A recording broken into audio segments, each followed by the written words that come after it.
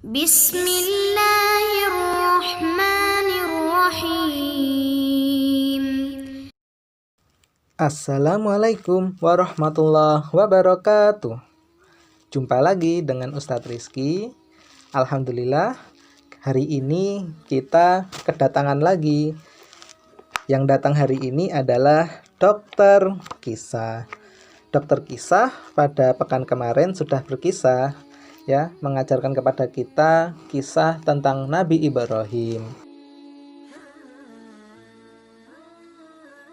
Pekan kemarin kita sudah mendengarkan kisah Nabi Ibrahim dan Raja Namrud. Nah, pada kesempatan kali ini kita akan melanjutkan kisah yang sebelumnya. Kisah kita kali ini judulnya adalah Kisah Nabi Ibrahim alaihissalam, Bunda Sarah, dan Raja Lalim. Bagaimanakah kisahnya? Kita dengarkan ya kisah dari Dokter Kisah. Sebelumnya kita sapa dulu Dokter Kisah. Assalamualaikum Dokter Kisah. Waalaikumsalam warahmatullahi wabarakatuh. Bagaimana kabar dokter? Sehat dokter? Alhamdulillah, sehat Ustadz Rizky. Alhamdulillah, Masya Allah. Hari ini kita bersyukur sekali anak-anak bisa mendengarkan lagi cerita dari Dokter Kisah. Baik anak-anak, kita mulai ya pertemuan kita pada kesempatan kali ini dengan membaca bacaan basmalah bersama-sama. Bismillahirrahmanirrahim. Tanpa berpanjang lebar lagi, saya serahkan kepada Dokter Kisah untuk menceritakan kisah Nabi pada kesempatan kali ini. Tafadhol dokter.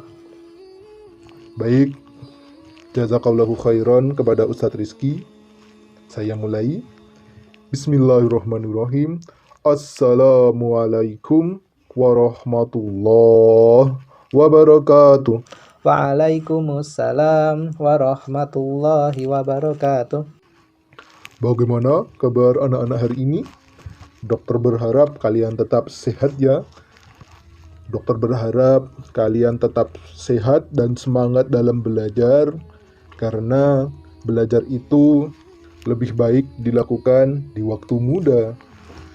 Ibarat pepatah zaman dahulu, belajar di waktu muda itu seperti mengukir di atas batu, sedangkan belajar di waktu tua seperti mengukir di atas air. Maksudnya anak-anak, kalau kita mengukir di atas batu, maka ukiran kita akan awet. Tetapi kalau kita mengukir di atas air, langsung hilang. Ibarat ilmu juga seperti itu. Kalau anak-anak ya sekarang usianya kan masih muda, jadi ketika belajar ilmunya tidak lupa. Kalian lebih ingat daripada kami yang sudah tua. Kalau kami usia sudah tua, ketika belajar ya lebih sering lupa ya. Beda dengan usia anak-anak muda. Jadi anak-anak, manfaatkan waktu kalian untuk belajar dan semangat mencari ilmu. Baik anak-anak yang semoga dirahmati Allah Subhanahu wa taala, kisah kali ini adalah kisah tentang Nabi Ibrahim alaihissalam, Bunda Sarah, dan Raja Lalim. Nah, jadi ada 3 tokoh anak-anak ya. Yang pertama Nabi Ibrahim, yang kedua Bunda Sarah, yang ketiga Raja Lalim. Bunda Sarah adalah istrinya Nabi Ibrahim. Raja Lalim adalah raja yang jahat. Jadi maksud dari kata Lalim itu adalah jahat. Jadi raja ini kita sebut sebagai raja yang lalim karena raja itu memang jahat di negara Mesir waktu itu. Jadi ini tempatnya adalah di negara Mesir. Nah, anak-anakku, kisah ini menjelaskan perlindungan yang Allah berikan kepada Nabi Ibrahim dan istrinya.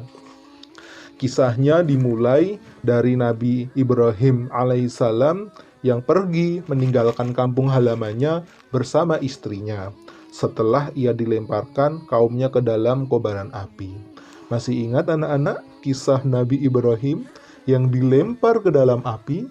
Lalu Allah Subhanahu wa taala menyelamatkan Nabi Ibrahim, apinya yang panas Allah buat menjadi dingin, sehingga Nabi Ibrahim selamat. Nabi Ibrahim alaihissalam dipanggil oleh Raja Namrud untuk diajak berdiskusi, ya, yang akhirnya Raja Namrud kalah.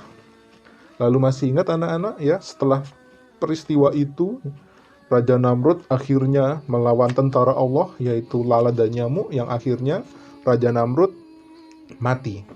Nah anak-anak, setelah peristiwa Nabi Ibrahim alaihissalam dilempar ke dalam api, maka Nabi Ibrahim mendapatkan perintah dari Allah untuk berhijrah atau berpindah tempat menuju negeri yang jauh. Waktu itu Nabi Ibrahim bersama istrinya melakukan perjalanan menuju ke negeri Mesir. Nah anak-anak, ketika Nabi Ibrahim alaihissalam dan Bunda Sarah masuk ke negeri Mesir, maka prajurit dari Raja Mesir melihat kedatangan Nabi Ibrahim dan Bunda Sarah. Bunda Sarah adalah wanita yang paling cantik pada waktu itu, sehingga berita ini cepat tersebar. Raja Lalim yang ada di Mesir mempunyai kebiasaan, yaitu raja itu suka merebut istri orang. Apalagi ketika melihat wanita yang cantik, maka Raja Lalim ini, raja yang dari Mesir ini, langsung ingin merebut wanita tersebut. Jika wanita itu punya suami, maka suaminya akan dibunuh, supaya istri itu bisa dimiliki oleh raja tersebut. Maka mendengar berita ini, Raja Lalim itu ingin segera menculik Bunda Sarah dan ingin menangkap Nabi Ibrahim alaihissalam. Maka Raja Lalim pun memerintahkan prajuritnya untuk menangkap Nabi Ibrahim dan Bunda Sarah. Setelah itu anak-anak, Nabi Ibrahim alaihissalam tahu apa yang akan menimpanya. Ini adalah peristiwa yang gawat, karena bisa saja raja tersebut membunuh Nabi Ibrahim. Bahkan bisa saja prajurit dan Raja Lalim itu mencelakai istrinya. Maka Nabi Ibrahim memberitahu istrinya. Nabi Ibrahim berkata kepada Bunda Sarah, "Wahai istriku, jika engkau nanti ditanya oleh Raja Lalim itu, siapa dirimu? Jawablah bahwa engkau adalah saudariku." Lalu anak-anak, apa maksud dari perkataan Nabi Ibrahim ini? Maksud dari perkataan Nabi Ibrahim ini adalah saudari itu maksudnya saudara dalam satu agama. Nabi Ibrahim beragama Islam, Bunda Sarah juga beragama Islam.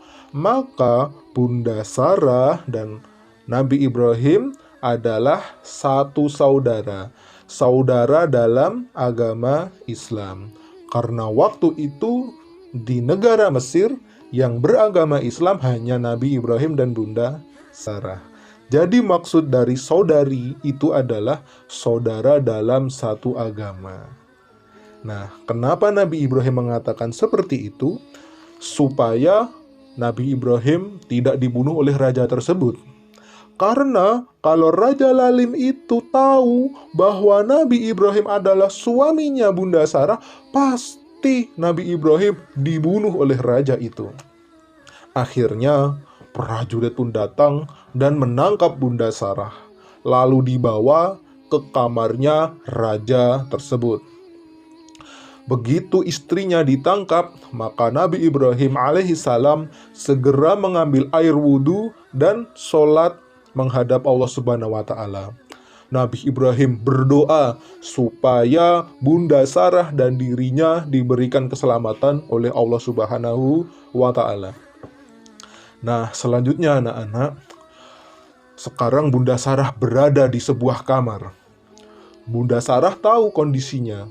Ini sangat berbahaya. Bisa jadi raja itu akan menyakiti dirinya. Maka Bunda Sarah pun melakukan hal yang sama.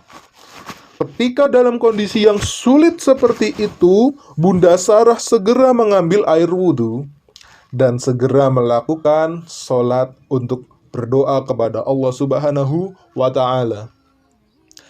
Maka setelah beberapa waktu kemudian, raja pun datang masuk ke dalam kamar tersebut. Raja masuk dan melihat Bunda Sarah. Ternyata benar, Bunda Sarah memang sangat cantik sekali. Raja ingin segera menikahi Bunda Sarah. Tapi anak-anak harus tahu, Bunda Sarah adalah istrinya Nabi Ibrahim. Tidak boleh seorang wanita yang sudah beristri dinikahi lelaki lain. Maka raja tersebut segera ingin menyentuh Bunda Sarah. Tapi anak-anakku, lihat apa yang dilakukan Bunda Sarah ketika tangan dari raja itu ingin menyentuhnya. Bunda Sarah segera berdoa kepada Allah Subhanahu wa Ta'ala. Bunda Sarah berdoa kepada Allah supaya Allah menyelamatkan dirinya. Maka anak-anakku, ketika raja itu ingin menyentuh Bunda Sarah, tiba-tiba tangannya kaku. Tangannya tidak bisa bergerak, seperti terkena stroke. Raja pun tidak bisa bergerak, tangannya kaku. Dan raja sangat takut. Kenapa tiba-tiba bisa terjadi seperti itu? Lalu anak-anakku, raja pun akhirnya berkata kepada Bunda Sarah. Si raja berkata, "Wahai wanita, tolong berdoalah kepada Allah, Tuhanmu itu, supaya aku sembuh. Aku berjanji tidak akan menyakitimu." Kemudian anak-anakku, Bunda Sarah pun berdoa kepada Allah supaya Allah menyembuhkan tangannya itu. Tapi anak-anak, ternyata raja itu ingkar janji. Raja itu begitu tangannya sembuh, segera ingin menyentuh Bunda Sarah lagi. Bunda Sarah pun berdoa kembali, "Ya Allah, selamatkan aku." Tiba-tiba tubuh raja itu pun menjadi kaku kembali. Kali ini tidak hanya tangan, tetapi juga kaki dan tubuh raja itu menjadi kaku. Raja semakin takut karena hanya bisa ngomong, "Wah, tolong aku, Sarah. Aku nggak bisa bergerak. Tolonglah, kamu berdoa kepada Tuhanmu itu. Berdoalah kepada Allah untuk kesembuhanku. Aku berjanji tidak akan menyakitimu." Melihat itu, Bunda Sarah pun akhirnya berdoa kembali supaya Allah Subhanahu wa Ta'ala memberi kesembuhan pada raja itu. Setelah berdoa, Allah pun sembuhkan raja itu. Setelah raja itu sembuh, raja itu menjadi takut kepada Bunda Sarah. Jangan-jangan nanti tubuhnya kaku kembali. Maka raja itu memberikan anaknya yang bernama Hajar untuk diberikan kepada Bunda Sarah. Nah, anak-anakku, hikmah dari kisah ini adalah orang mukmin harus berlindung kepada Allah Subhanahu wa Ta'ala ketika menghadapi musibah dan ujian. Itu saja kisah yang bisa dokter sampaikan. Saya kembalikan kepada Ustadz Rizky. Masya Allah, syukron, jazakallahu khairan dokter kisah. Baik anak-anak, itu saja kisah pada kali ini. Marilah kita tutup dengan hamdalah, istighfar, dan kafaratul majelis. Alhamdulillahirrabbilalamin. Astaghfirullah wa atubu ilaik. Subhanakallahumma wa bihamdika asyhadu alla ilaha illa anta astaghfiruka wa atubu ilaik. Sampai jumpa anak-anak. Assalamualaikum warahmatullahi wabarakatuh. Alhamdulillahi rabbil alamin.